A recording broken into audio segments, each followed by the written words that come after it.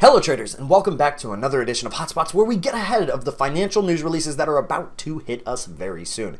In today's video, we're going to be discussing the dates of November 1st through November 4th, Wednesday through Saturday.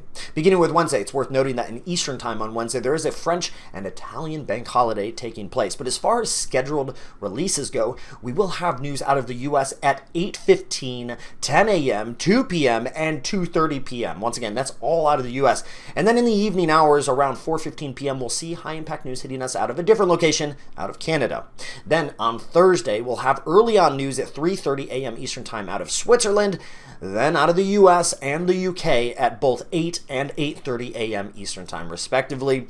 And it's also worth noting that there will be a bank holiday beginning in Japan. And finally, on Friday, for our scheduled releases, we'll see news, once again, this time out of Canada and the US at 8:30 and 10 a.m. Eastern Time. That'll do it for you because there's nothing going on Saturday, so enjoy the weekend, and I'll see you in the next one.